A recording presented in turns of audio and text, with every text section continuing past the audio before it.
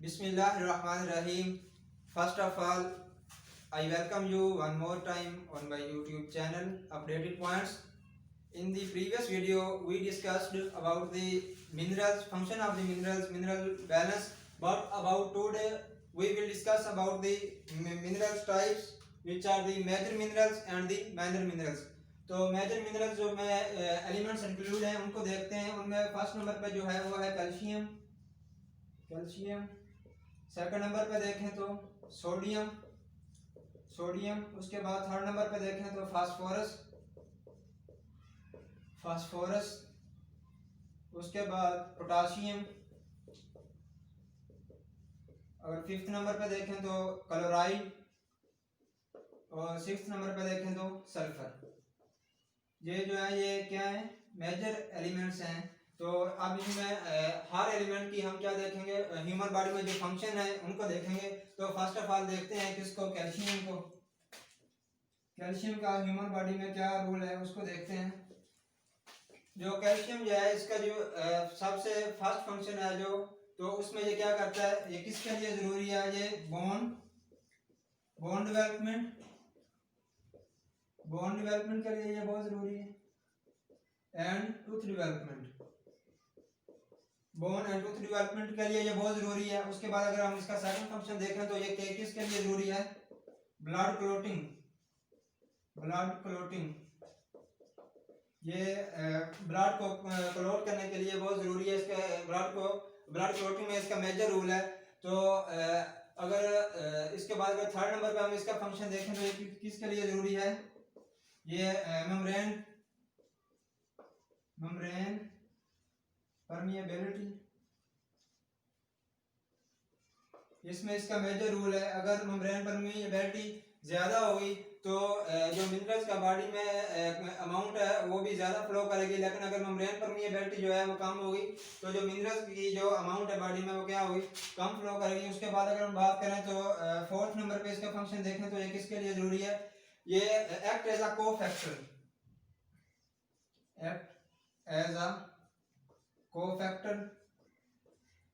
It activates certain enzyme to perform their functions effectively।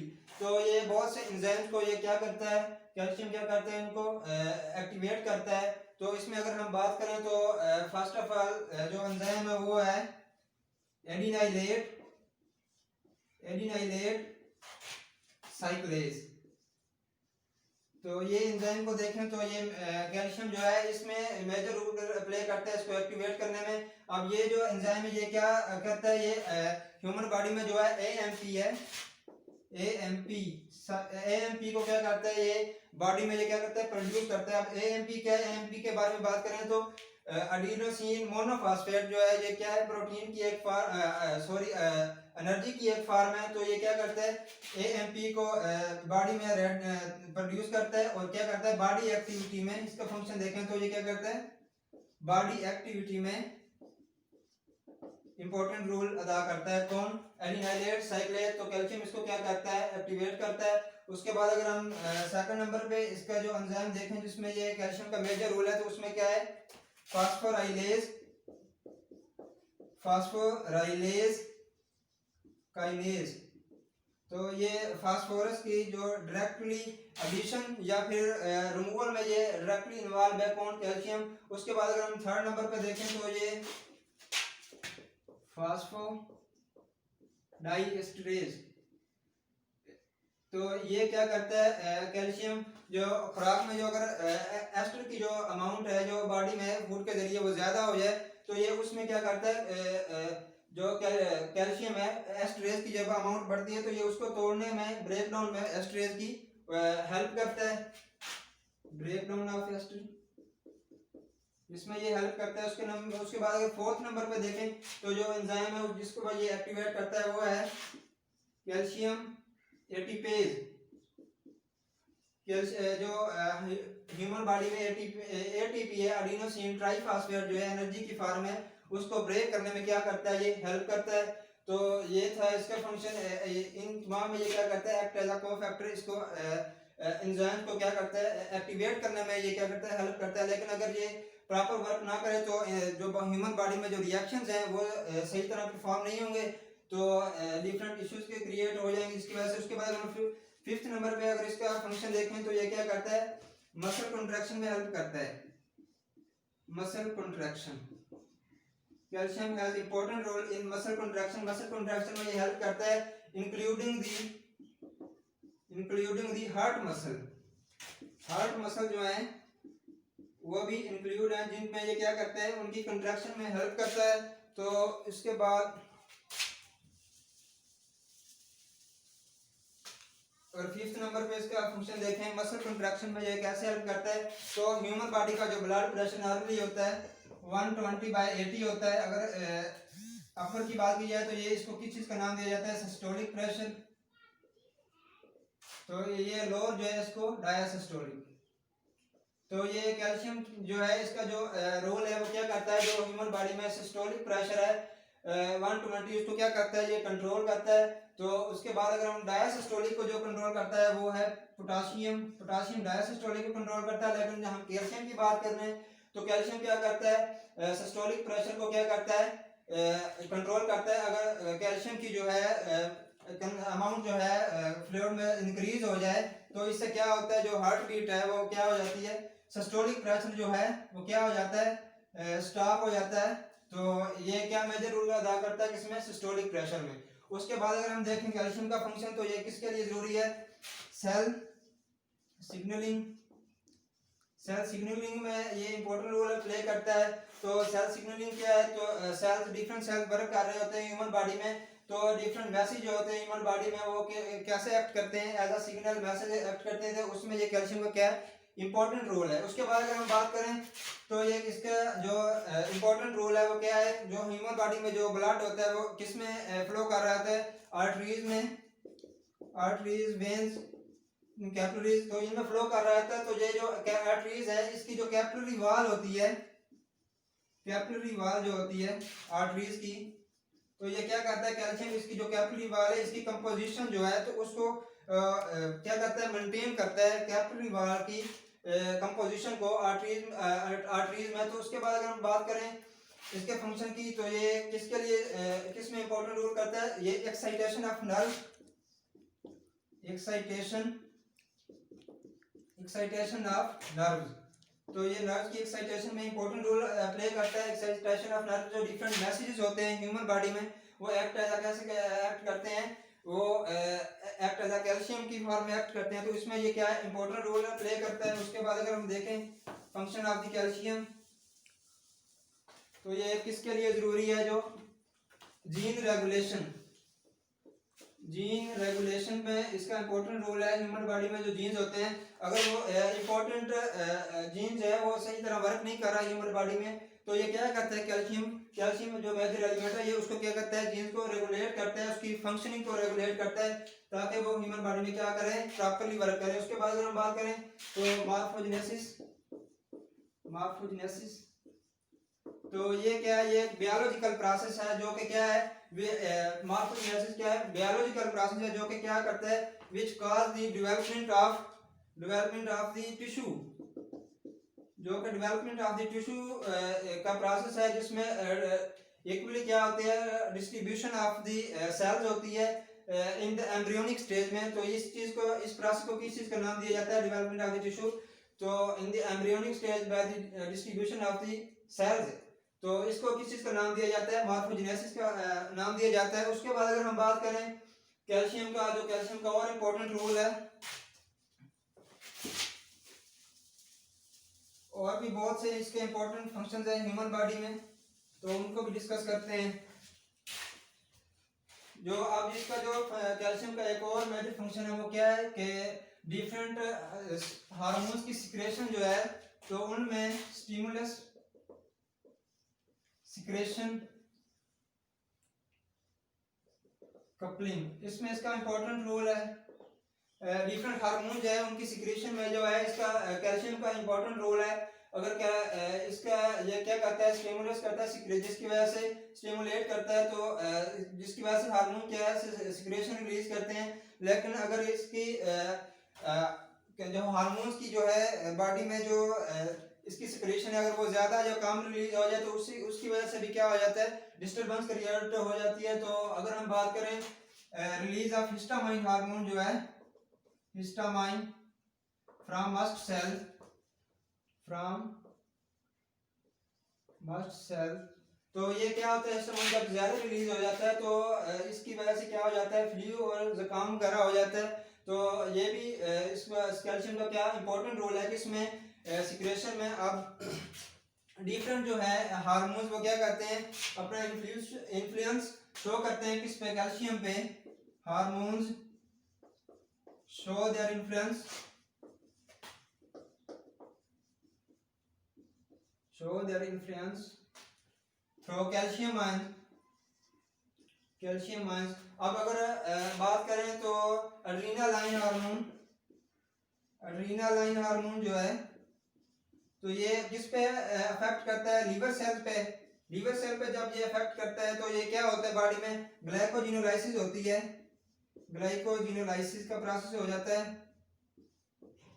Glycogenolysis का process क्या होता है, जो बॉडी में जो ग्लूकोज जो स्टोर होता है ग्लाइकोजन की फॉर्म में बॉडी में, तो वो क्या हो जाता है, वो ब्रेक डाउन हो जाता है और बॉडी में जो ग्लूकोज की जो अमाउंट है वो क्या हो जाती है, इंक्रीज हो जाती है। ग्लाइकोजिनिक लाइसिस का प्रोसेस क्या करता है, जिसकी वजह से क्या होता है, जो ग्लूकोज लेवल है, glucose level increase in human body which cause diabetes, तो डायबिटीज जैसी क्या हो जाती है, डिजीज काज हो जाती है इसकी वजह से। तो ये थे इंपॉर्टेंट फंक्शंस। तो इसके बाद हम देखते हैं, इसके बाद हम डिस्कस करते हैं कि अगर कैल्शियम आयन जो है इनकी जो अगर बॉडी में डेफिशिएंसी हो जाए तो इससे क्या डिजीज काज होती है, तो इसको डिस्कस करते हैं हम। अब कैल्शियम आयन जो है इनकी डेफिशिएंसी बॉडी में होती कैसे है, तो इसमें बात करते हैं। अगर carbonated beverages, carbonated beverages beverages ये यूज जब ज्यादा अमाउंट में की जाए तो ये क्या करते हैं, बॉडी में से कैल्शियम जो है वो एक्सक्रीशन ऑफ द कैल्शियम की वजह बनती है, ऑफ कैल्शियम जो है वो बॉडी में उसकी जो अमाउंट है वो कम हो जाती है, जिसकी वजह से डिफरेंट क्या हो जाती है, डिजीज काज हो जाती है। तो इसमें अगर हम देखें तो अगर कार्बोनेटेड बेवरेजेस की वजह से सॉफ्ट ड्रिंक्स, सोडा ड्रिंक, तो ये क्या है, वजह बनती है किसकी, कैल्शियम की डेफिशिएंसी की ह्यूमन बॉडी में। तो अगर हम बात करें तो इसके बाद अगर कैल्शियम की डेफिशिएंसी हो जाए तो क्या हो जाता है, जो इन वोमेन मेनोपॉजल, तो ये क्या हो जाता है, वोमन में अगर डेफिशिएंसी हो जाए कैल्शियम की तो उसकी वजह से क्या हो जाता है, जो वीकनेस हो जाती है बोन्स की। तो अगर खुदा ना करे कोई एक्सीडेंट वगैरह होता है तो उसमें उनके जो बोन है उसकी फ्रैक्चर होने का बहुत ज़्यादा चांस होता है इसमें कैल्शियम की डेफिशिएंसी की वजह से।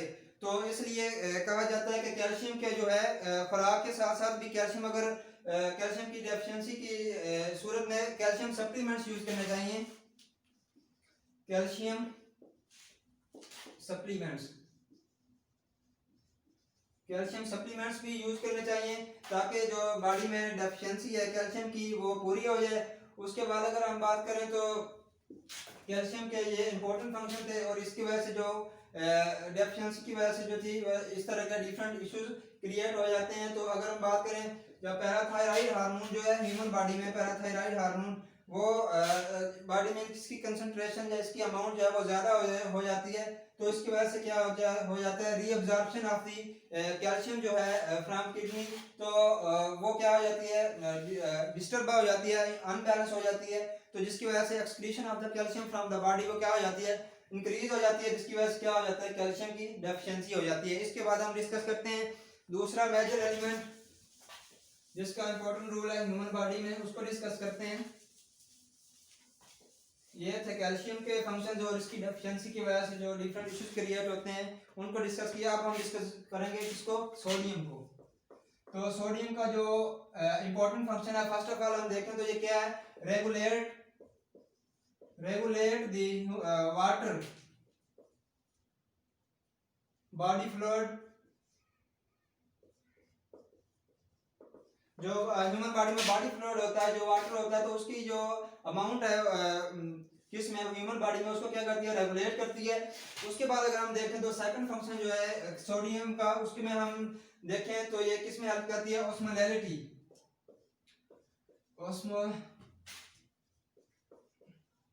ऑस्मोलैरिटी में ये हेल्प करती है। ऑस्मोलैरिटी क्या चीज है, ऑस्मोलैरिटी जो है वो सेल के अंदर का प्रेशर जो है तो और सेल के बाहर का प्रेशर, उस चीज को किस चीज का नाम ये दिया जाता है, ऑस्मोलैरिटी का नाम दिया जाता है।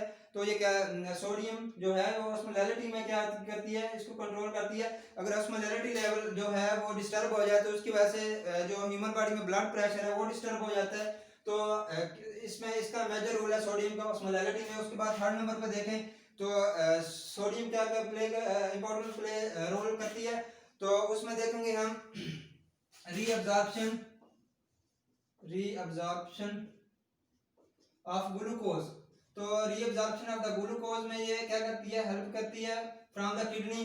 तो ग्लूकोज लेवल को रीअब्जॉर्ब करने में हेल्प करती है। उसके बाद अगर हम देखें तो ये क्या करती है, ये क्लोराइड आयन जो है उसके साथ और बाइकार्बोनेट आयन उसके साथ ये क्या करती है, मिलकर क्या करती है, ह्यूमन बॉडी में जो ब्लड में जो CO2 होती है, CO2 इन ब्लड जो है वो उसको क्या करती है, कैरी करती है, उसको जिससे रिलीज करती है। तो इसमें इसका मेजर रोल है सोडियम का। ये क्या करती है, क्लोराइड आयन और बाइकार्बोनेट आयन के साथ मिलकर क्या करती है, CO2 को कैरी करती है ब्लड से।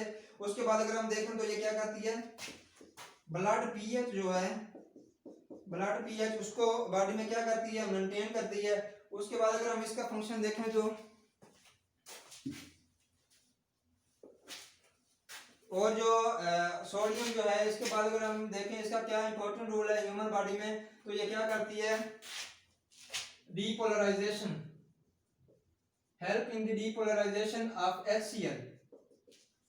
HCl जो है इन गैस्ट्रिक जूस जो है, इन गैस्ट्रिक जूस जो है उसकी डीपोलराइजेशन में क्या करती है, हेल्प करती है। क्योंकि जो इसमें सोडियम में HCl में जो Cl है वो कहाँ से आता है, NaCl से आता है। तो ये Na क्या करती है, प्रोवाइड करती है Cl को, जो फिर क्या करता है, डीपोलराइजेशन HCl के साथ मिलकर क्या करता है, इन गैस्ट्रिक जूस में डीपोलराइजेशन, इसमें क्या करती है, डीपोलराइजेशन की हेल्प करती है। हाइड्रोक्लोरिक एसिड बनाता है, सोडियम जो है क्लोराइड प्रोवाइड करता है, जिसकी वजह से हाइड्रोक्लोरिक एसिड प्रोड्यूस होता है, जो क्या है इसकी डीपोलराइजेशन में हेल्प करती है। तो ये थे तमाम इसके इंपॉर्टेंट फंक्शन सोडियम के। तो आज तक हमने इसमें दो एलिमेंट्स को डिस्कस किया, कैल्शियम और सोडियम में। इंशाल्लाह अगली वीडियो में हम डिस्कस करेंगे फास्फोरस और पोटाशियम को डिस्कस करेंगे अगली वीडियो में इंशाल्लाह। तो अगली वीडियो में हम इसको डिस्कस करेंगे। तो दुआओं में याद रखिएगा। इंशाल्लाह we will meet soon in next video. Take care of you. खुदा हाफिज।